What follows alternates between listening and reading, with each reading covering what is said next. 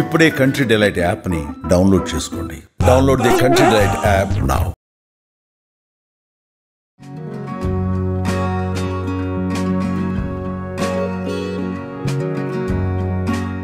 Suman TV ప్రేక్షకులందరికీ దసరా పండుగ శుభాకాంక్షలు. పండుగ సందర్భంగా మనం రకరకాల నైవేద్యాలు చేస్తాం. 1-2 సార్లు గారెలు చేస్తాం. గాయత్రీదేవి నివేదనకి అల్లపు గారెలు బాగా విశేషంగా చెప్తారు.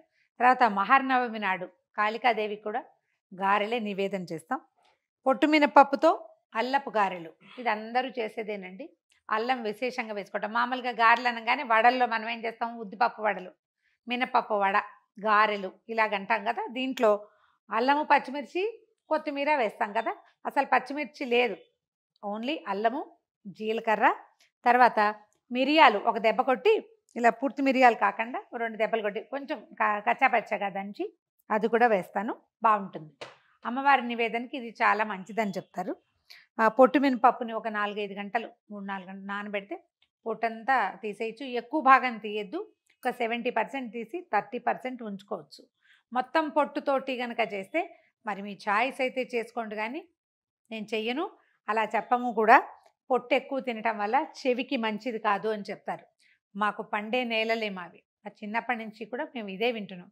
వద్దంటారు. కొంత పొట్టు తీస్తే పొట్టు మంచిదే, కానీ మరీ మంచిది కాదు, అంత తినకూడదు అనమాట.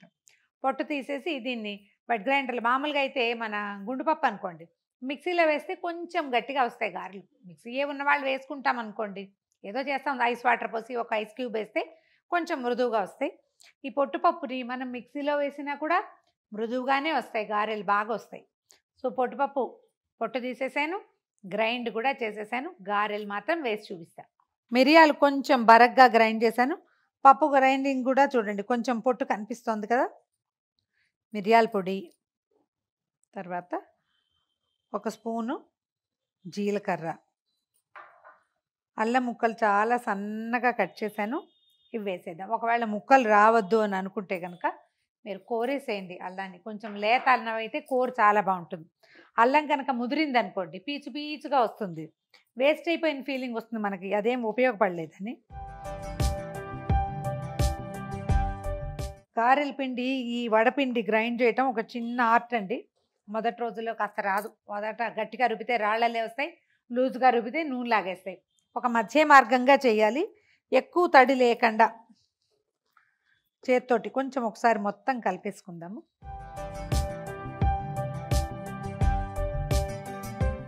ఒక్కొక్కళ్ళకి ఒక్కొక్క అవగాహన ఉంటుందండి. ఒక మంచి గుండ్రగా బాగా షేప్ రావాలి కాబట్టి ఎక్కువ సార్లు తడి చేసుకున్నాం అనుకోండి, చెయ్యి షేప్ బ్రహ్మాండంగా వస్తుంది, బాగా వస్తాయి గుండ్రంగా, కానీ నూనె పీల్చేస్తాయి.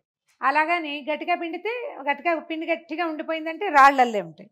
అలవాటుగా వారం వారం చేస్తూ ఉంటే ఆ పని చేయటం వచ్చేస్తుంది మనకి. కొంచెం కొత్తల్లో కాస్త ఇబ్బంది అంతే. మొత్తం కలిపేసాము. రుబ్బేటప్పుడే ఉప్పు సరిపడా వేసాను. మనం నైవేద్యాలు పెట్టేటప్పుడు రుచి చూడకూడదు, అదొక సాధారణ నియమం. వేసి చూద్దాం. స్టవ్ హైలో పెడదాము.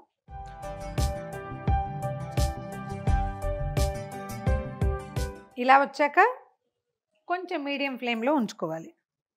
ఒక్కొక్కళ్ళకి ఒక్కొక్క అలవాటు ఉంటుందండి. నాకు చేత్తో వేసే అలవాటు. ఒకవేళ పెద్దవి వేయాలన్నా చేత్తోటే వేస్తాను, కాకపోతే నాకు ఆ చేతికి రావు పెద్దవి వేయటం, నాకు అలవాటు లేదు అసలు. పెద్దవి వేయాలంటే ఇంకొంచెం ఎక్కువ పిండి తీసుకోవాలి, చేతి నిండా తీసుకోవాలి అంతే. లేదా ఒక అరిటాకు, ప్లాస్టిక్ కవరు, దేని మీదైనా ఇలా అద్ది వేస్తే మనకు కావాల్సినంత సైజులో పెద్ద పెద్దవిగా వేసుకోవచ్చు.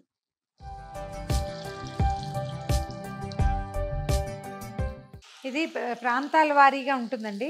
కొన్ని చోట్ల ఏంటంటే కేవలం పితృకార్యాలప్పుడే ఈ వడకి హోల్ పెట్టాలి, లేకపోతే ఆమె నివేదనలకి పనికిరాదని ఉంటుంది. ఎందుకనో మా ఇళ్లలో అలాంటి మాట చెప్పరండి, మాకు అట్లా అలవాట్లేదు. మేము పండగల నివేదనలో కూడా హోల్స్ పెడతాం, గారె వేగటానికి హోల్ పెడతాం, కానీ పెద్దవాళ్ళకి ఇంకొకళ్ళకి తేడా లేదని అనిపిస్తుంది నా వరకు. మీకు అలాంటిది ఏదైనా ఉంటే కనుక నేను చూపించానని చేయబోకండి. మీ ఇంట్లో పద్ధతి అయితే చూసుకోండి. పెద్దవాళ్ళు అలా పెట్టకూడదు అని చెప్తే, పండగల్లో పెట్టకూడదు, దేవుడి నివేదనకి పనికిరాదంటే పెట్టకండి. కానీ నా అవగాహన అలాంటిదేం లేదు, మా వాళ్ళు ఎవరు నన్ను కరెక్ట్ చేయలే. అంటే పండగలప్పుడు కూడా మా అమ్మ వాళ్ళు ఇలా గారెలు చేయటమే తెలుసు నాకు. పితృకార్యానికి ఇలాగే, పండక్కి అలాగే. అయితే పితృకార్యపు వాట్లల్లో ఇంకేం వెయ్యం కదా, ఒట్టి గారెలే వేసుకుంటాం, ఒట్టి పిండి ఇంకేం వెయ్యం. అందుకని బహుశా మరి అలా ఎలా కొన్ని ప్రాంతాల్లో చెప్పబడిందో నాకు ఐడియా లేదు. మీ ఇంట్లో ఉన్న పద్ధతిని మాత్రం ఫాలో అవ్వండమ్మా. ఇది కేవలం ఒక ఐడియాకి చూపిస్తాం అంతే.